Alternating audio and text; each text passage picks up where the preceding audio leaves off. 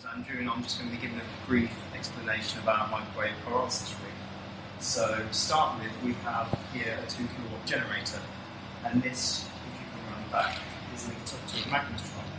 So this is used to control the microwaves which are produced here and go through the waveguide. So the microwaves flow through and pass to the Homer tuner at the back here. This is linked up to the computer and is used for fine-tuning of the wave as the experiment is running, so that the sample absorbs as much microwaves as possible. So as we pass through the system, the microwaves will enter here, and this is where our sample is sat in our quartz tube. We also have a sliding short at the end for major adjustments of the microwave, however this is set at the beginning and not adjusted throughout the experiment. So here we also have a nitrogen supply that is constantly purging the system, and so it provides an inert atmosphere. So microwave pyrolysis can occur and not combustion. So if we open this up,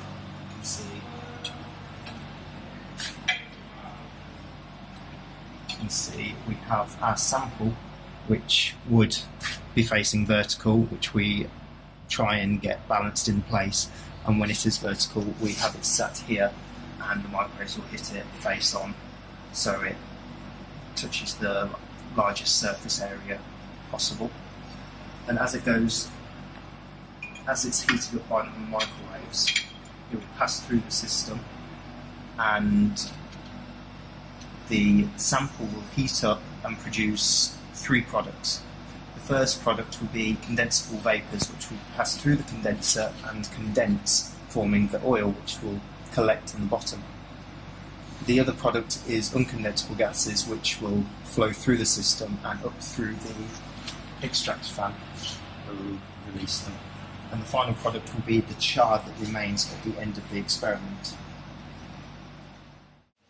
We'll now be doing a run of the native seaweed sample, which will have an input power of 200 watts and will be running for 2 minutes 20 seconds.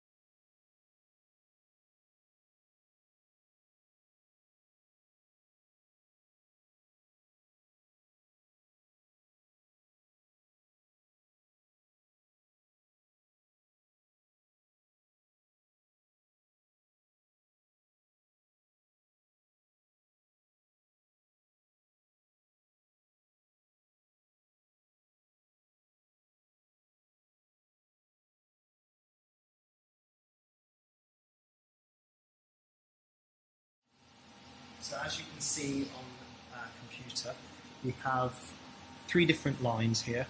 The red indicates the input energy, the input power, sorry.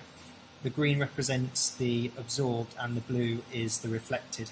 So you can see here at the start there is a bit of a mishap as it was trying to get the wave in the right position to absorb the maximum amount, and you can see it gradually goes up. This is all the while being auto-tuned by the Homer. You can see here a little control for it with the 3 prongs that change in height. And you can see at this point there's suddenly a peak. This could be due to the char forming, which has considerably better dielectric properties, meaning it absorbs a lot more of the microwaves. And so the absorbed goes a lot higher and you're getting roughly 95% absorbed. So now if we go over to the rig, you can see a lot of oil has condensed and formed on the condenser and has dropped into our flask at the bottom, which can then be collected and analysed using a GC to find out the composition of it, and also the volume of that oil will also be recorded and compared between other. So this is our sample. You can see has been pyrolysed quite a bit. However, there's still some at the back that hasn't absorbed all the microwaves to completely char.